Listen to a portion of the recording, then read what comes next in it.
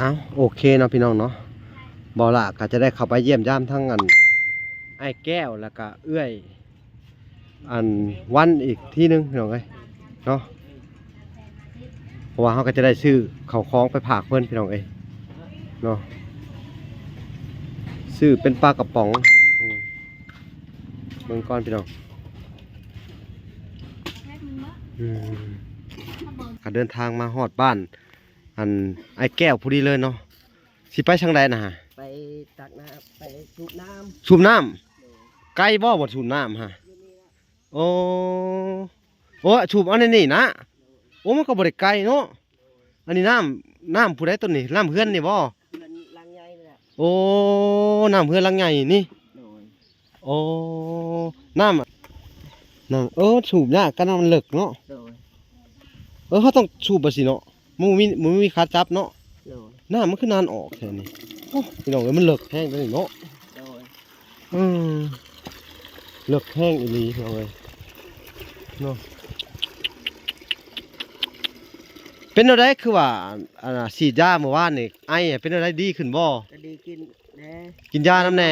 ฮะได้กินยาได้นอนอยู่โอ้ทุกวันตะกี้บริไอจะบรินอนเนาะเขาก็รู้สึกว่าติดไอน้ำเจ้าเดี๋ยวนี้อันนี้ก็ใครแน่กินยาที่เพิ่นจัดชุดให้บ่พี่น้องเอ้ยกระซื้อปลากระป๋องพี่น้องเอ้ยแล้วก็เกิบที่ไปเปลี่ยนเมื่อวานนี่แหละมาให้มาฝากเพิ่นเนาะโอ้เนาะมื้อนี้ก็มีปลากระป๋องเด้อมาให้เด้อโดยสบายดีขอบใจเด้อโอ้อันนี้เกิบอ่ะให้ลูกร้องมึงก็ดูลูกฮะร้องมึงดูมาทางนี้ลูกมาทางนี้ร้องมึงดูเปลี่ยนมาให้ใหม่เศร้าคือสิพอดีบ่บาทนี่ลองใส่ดูเดียวพอดีไหนน้อยนึงต้นหน้าของผู้น้อยฮั่น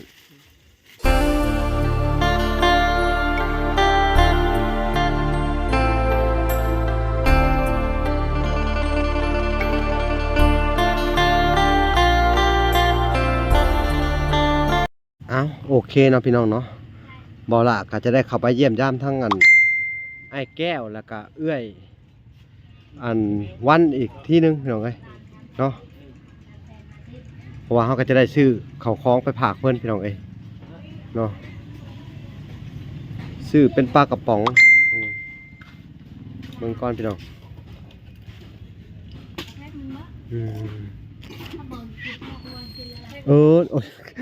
เอาแพ็คเท่าไหร่นะเอาแพ็คหนึ่งเอา80พี่น้องเลย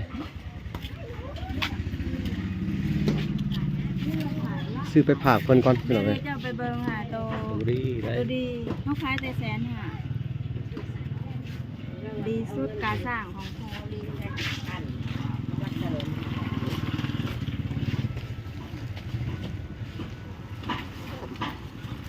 ก็จะได้ซื้อเขาไปฝากคนก่อนพี่น้องเลยกระป๋องแพ็คหนึ่งเนาะแล้วถาเอาเงินทอนก่อนพี่น้อง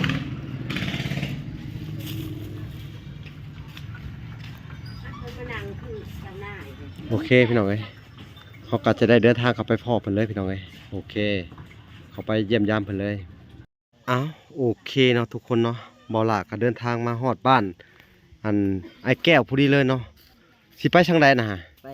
ตักน้ำไปสูบน้ำไกลบ่สูบน้ำฮะโอ้สูบอันนี้นะโอ้มันก็บริไกลเนาะอันนี้น้ำผู้ใดต้นนี่น้ำเพื่อนนี่บ่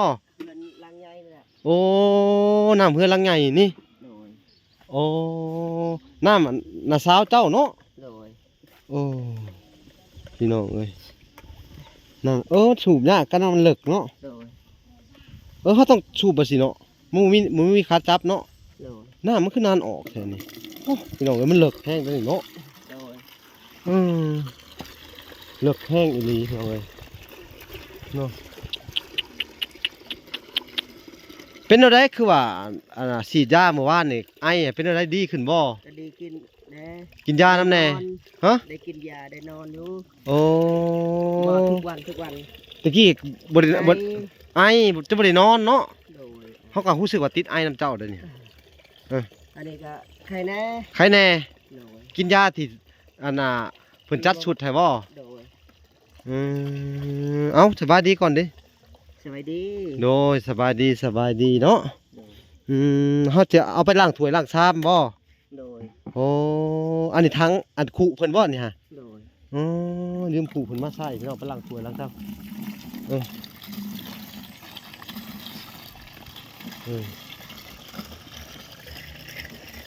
นี่พี่น้อง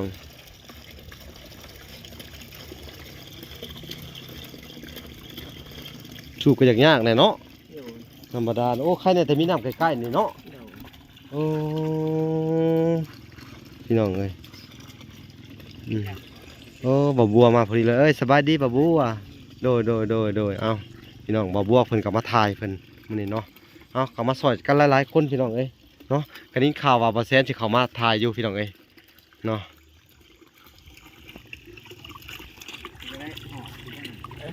ออกดีอยู่กินได้บ่น้ำอันนี้ฮะเจ้ากินอันนี้บ่ ได้อยู่ กินแต่ว่าต้องได้ต้มเนาะ โดย บ่น้ำมันใสอยู่บ่จำเป็นน่ะมั้ง บ่ได้เลย บ่ได้บ่ บ่ได้เพิ่นว่าสูบเพิ่นว่าเห็น FC เพิ่นว่าสูบไว้ดนๆนะ มันสิตกตะกอน แม่น เออโดย เต็มแล้วบ่ เต็มเลยวันนี้หิวมื้อได้วันเนาะ โดย มุ้ยไม่คานพี่น้องเอ้ย จะมี อันนี้ครูเพิ่นบ่หรือครูเจ้า ของเขาหมด ยืมเข้ามาใส่ก่อน โดย พี่น้อง บ่มีหยังเลยเด้อพี่น้องเอ้ย เด้อ พี่น้องเอ้ยเขาสิว่าแบบภาษาบ้านเฮาก็มีแต่โตซื่อๆเนาะ แม่นบ่มีหยังเลยเนาะ พี่น้องเอ้ยคุณหิวไปเลย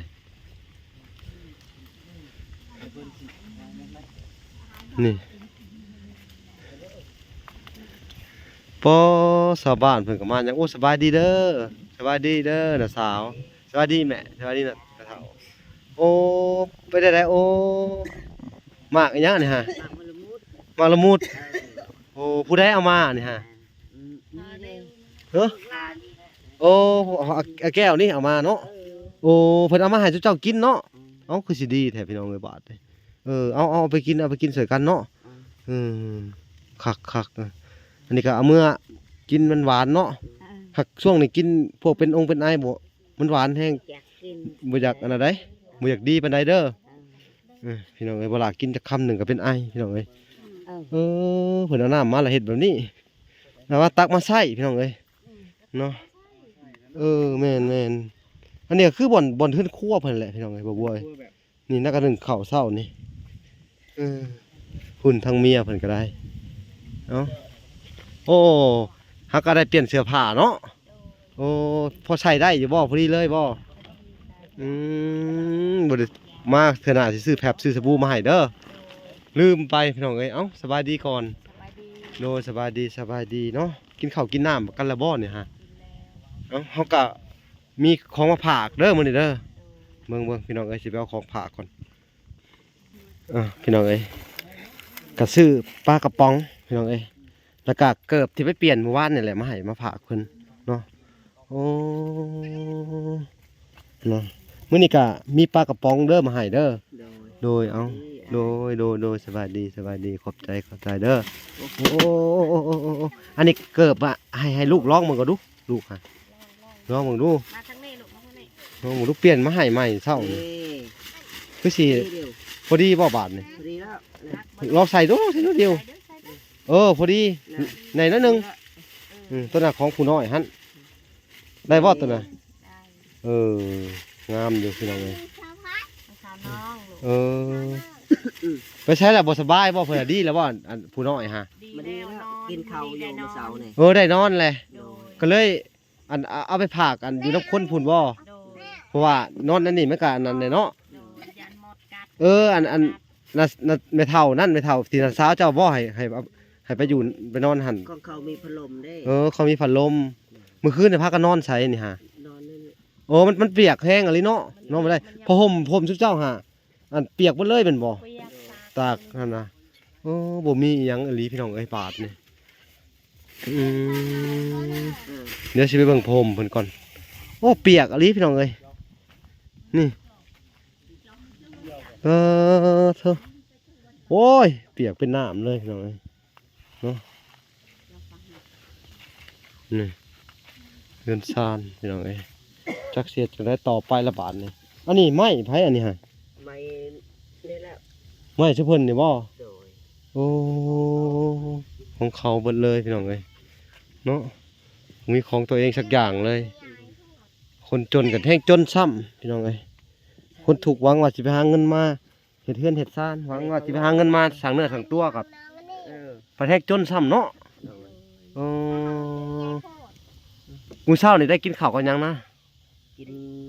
ตำหมกฮุง หมูหุงกับกบตัวหนึง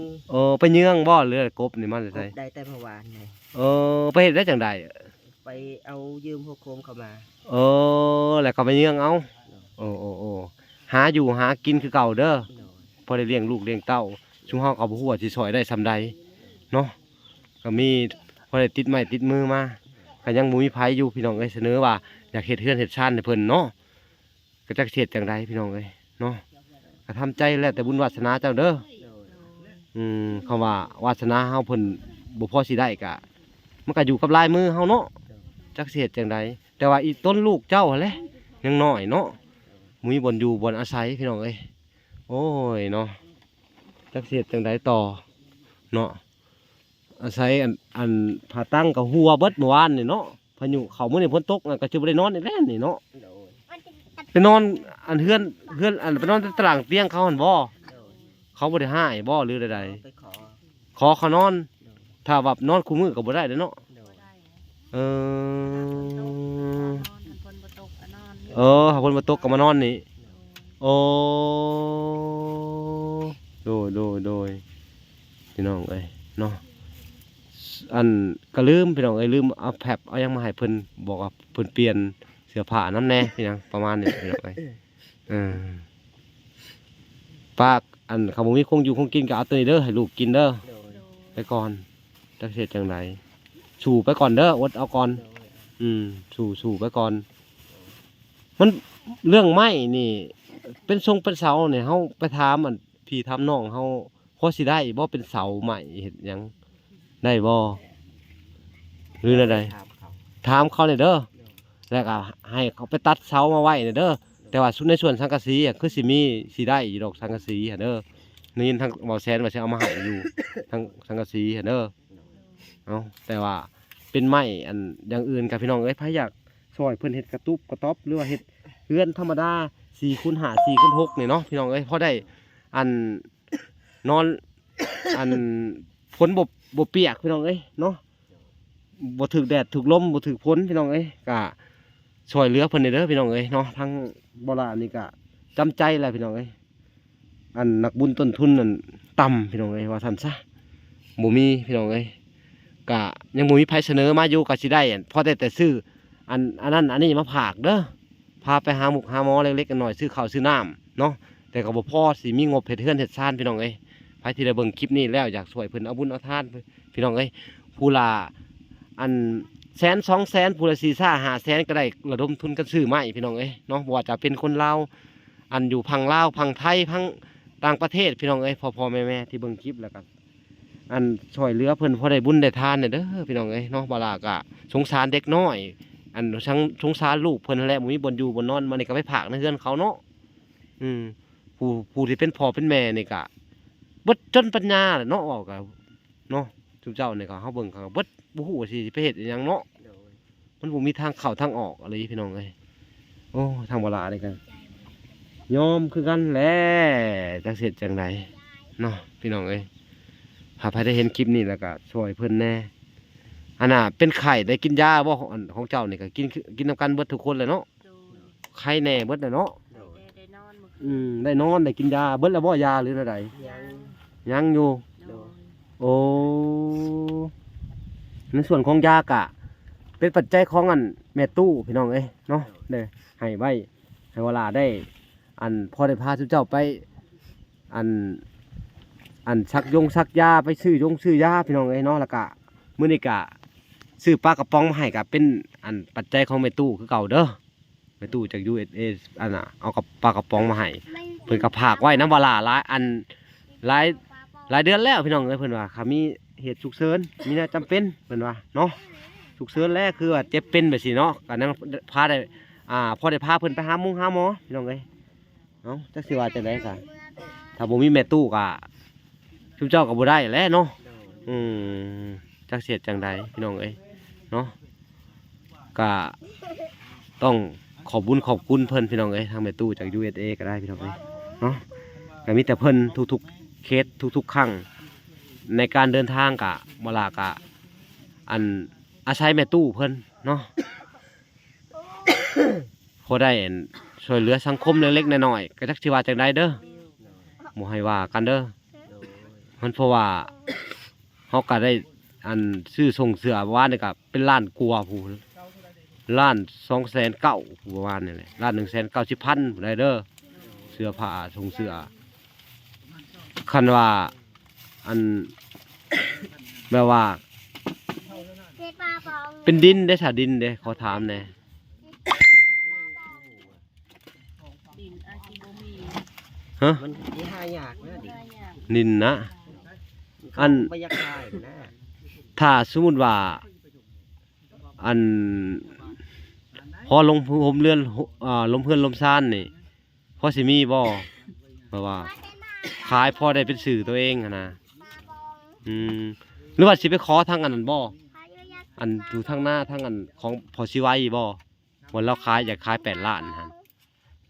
ได้บ่แบบซ่า ได้หมด อยู่ใช้ก็ได้เนาะ โดย ลองค้นหาเบิ่งดูเผื่อพี่น้องเฮามีแถวนี้เผื่อว่าจะให้เฮาอะนะเขาว่าสมมุติว่าไปอยู่ทางเจ็ดสุมนี่ไปบ่ ไป ไป ขอแต่มีดินอยู่เนาะ มีอะไรมีเฮือนมีซานอยู่นะ มีดินมีหยังอยู่เนาะ เฮาก็ได้ อยู่ใช้เฮาก็อยู่ได้เนาะ อยู่ได้อะไรมีเฮือนมีซาน แต่ว่าในส่วนของอัน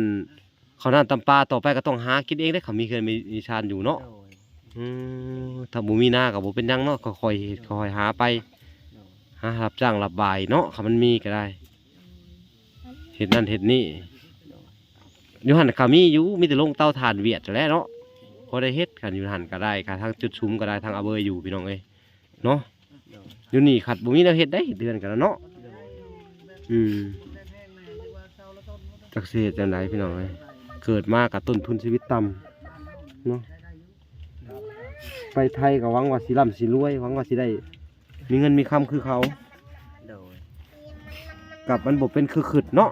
โดย สิ่งที่ขึดไว้กับอันบ่เป็นคือขึดไว้พี่น้องเอ้ยหวังว่าสิได้แต่งงานก็บ่ได้แต่งซ้ำเนาะถ้าเฮาบ่มีแบบนี้นี่เฮาว่าบ่ต้องแต่งกันละมั้งอยู่นำกันไปเลยขอแต่สุเจ้าหักแพงกันเนาะ โดย เขาว่ามีเฮือนมีซ่านต่อหน้าต่อไปก็ผูกแขนกันน้อยๆแน่ๆบ่ล่ะวิธีเล็กๆน้อยๆเอาบ่มีกุ้งมีไก่ก็ผูกแขนกันเองว่าสิเนาะ โดย พอได้เข้าในหีบในคลองหน่อยหนึงก็ได้เนาะ โดย บ่จำเป็นต้องไปแต่งดอกมั้งเฮาว่าเอากันอยู่ตั้งดนนานขอแต่ชุดเจ้ากะอันเจ้าน่ะกะอันลูกกำพร้าแม่นบ่เมียเจ้าแล้วเจ้าอีกบัดนี้ก็ลูกกำพร้าเนาะมันจักสิว่าจะได้คันว่าเฮาสิไปหาเงินแต่งงานมันเป็นเรื่องใหญ่อีกได้บาดเลยอันแต่งงานนี่ก็ ไปน้อง มัน ไป ใช้เงินหลายได้เนาะ โดย จักเป็ดจักไก่จักงัวจักควายพี่น้องเอ้ย ปากกะได้หยัง เราขอกเราคนเด็กบาทนี่ โดย เนาะมันจำเป็นนะมั้งลูกกับบักใหญ่เติบอะเนาะ โดย หักกันอยู่บ่ซุมื้อนี่หักแพงกันอยู่บ่ หักกันอยู่ ห่านเฮาก็อยู่แล้วก็ได้ บางคนบ่ได้แต่งงานก็อยู่กันได้ โดย ก็บ่จำเป็นต้องอันนั้นเนาะ โดย เออมีแต่เป็นจังได๋ก็อยู่นํกันนั่นแหละเนาะ โดย ถึงทุกข์ก็สู้ไปนํกันเด้อ โดย มีลูกมีเต้าก็พากันเลี้ยงจังได๋ก็แต่สำคัญก็เฮาอยากบอกคุณเจ้าว่าสิอย่าหายเด้อ โดย พ่อเด้อเอาลูก2 คนเจ้าบ่ได้มีอันสมบัติให้เขาได้ โดย ได้ยินบ่ โดย กินยาคุมไปซั่นเนาะ โดยพอ บ่ และลูกสองคนบ่ไหว้ ทุกเจ้าบ่ได้มีให้มีนาทุกข์ยากคือการมีลูกหลายนี่ มันการเขาเอิ้นว่ามันเป็นการเพิ่มภาระเด้ โดย สู้น่ะคือผู้นี้ใหญ่มา โดยเพราะนั้นอีกใหญ่ ผู้นั้นใหญ่มาอีกกินข้าว ผู้ชาย ว่า ผู้หนึงผู้ว่าเขามันก็กินข้าวไปตามมันระดับใดผู้นี้ใหญ่ซำนึงก็กินซำนึงอีกใหญ่ซำนึงอีกบัดนี้ออกมาอีกได้ซะออกมาต่อไปก็กินข้าวตามระดับบัดนี้ซุเจ้าบ่มีข้าวกินบ่มีฮอดไร่ฮอดนาเนาะเฮือนซ่านก็บ่มีอยู่บัดนี้มันก็บ่ได้แล้วบัดนี้บ่เอาได้ลูกพอก่อนเด้อ พอแล้ว พอแล้วสองคนนี่ก็เลี้ยงเขาบ่ไหวดอกเฮาว่าเขาใหญ่มากอ่ะเจ้ามีบุญวาสนาเจ้าก็อาจสิได้เพิ่งเขา โดย เนาะเผื่อเขาไปได้ดีได้ดีกับเป็นมีได้คนเฮาเนาะเขาบ่ได้ดีได้ดีกับมันอยู่กับวาสนาเจ้าอีกอันนี้ก็ได้เอ้าสักสิว่าจังไดพี่น้องเอ้ยเนาะ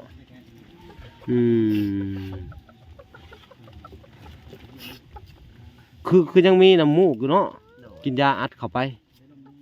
เบิดละบ่ยากันเลือดยังอยู่เอ้าอย่าไอปิ่นเนาะทั้งพี่มันพุ่งมาข่อยไปกระติดไอกันโอ้ยพี่น้องเอ้ยไออูดกันเลยพี่น้อง ขี้มูกย่อยอย่างนี้ โอ้ยเนาะ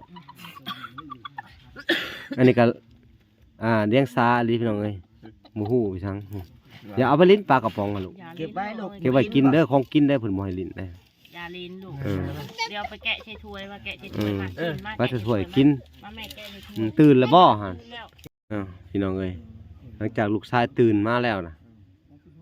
ก็เป็นอะไรคือสิบ่ได้แอวเลยเนาะคือสิดีขึ้นในเบิ่งทรง ดีขึ้นมากินข้าว หัวเย็นบ่หัว หัวเย็น โอ้ คืนนี้ก็นอนเบิดคืน ขาได้กินยาเนาะ โดย เอ้าก็ยังไข้อยู่พี่น้องเอ้ยก็ขอบบุญขอบคุณทางแม่ตู้พี่น้องเอ้ยสิได้ช่วยทุกเพิ่นเนาะค่ารักษาอันให้อันแพทย์เพิ่นว่าฉีดเนาะเรื่องค่าซื้อยาเนาะ มาเข้ามาให้น้องกินแน่ แล้วได้สิกินข้าวบ่บัดนี้ โดย กินกับปลากระป๋องหั่นก่อนก็ได้เอา มาเข้ามา เฮ็ด ลูก ได้น่ะมานั่ง พอได้อยู่ได้กินพี่น้องเอ้ย ทานปูดเลยเด้อบ่ล่ะ โอ้สบายดีเด้อบ่พรโอ้ยสบายดีบ่พรเลย สบายดี โดย อาหารบ้านอันแถว ปูดของเพิ่นเลยแหละนี่ นั่งดีๆนะลูก เคยกินบ่แบบนี้ฮะ เคยกิน อยู่ไทยก็ได้กินบ่อยอยู่เนาะ โดย อื ปลาก ม ระป๋องอยู่ไทยมาม่าปลากระป๋อง ปกติส่วนหลายนี่แม่น บ่มีเงินนี่แหละ แม่นเพราะว่าอยู่ไทยนี่ส่วนหลายเพิ่นจะเป็นพวกอาหารอันเขาเรียกว่าอาหารแห้งพวกนี้เนาะ ทานสำเร็จรูป อาหารสำเร็จรูปอาหารแห้งคือมาม่า มาม่าไข่ปลา ไข่พวกอันเฮ็ดงานเฮ็ดเวียกเฮ็ดงานกะแต่สำหรับซุเพิ่นนี่คือสิบ่ได้ค่อยได้กินอาหารดีอันอยู่ในเรือนอันน่ะเนาะ พวกเนื้อพวกหยังเนาะ ถามแน่อันได้กินอาหารดีอยู่บ่ไปอยู่อันนั้นในวันเฒ่าแก่อัน บ่ ฮะ บ่ได้กินดอก แบบสิเนาะบางเทื่อ โดย บางมื้อได้กินหยังแหน่ถามอะ บางมื้อมันเถื่อเขาก็ซื้อโครงไก่มาให้แล้ว โครงไก่นี่นะ โด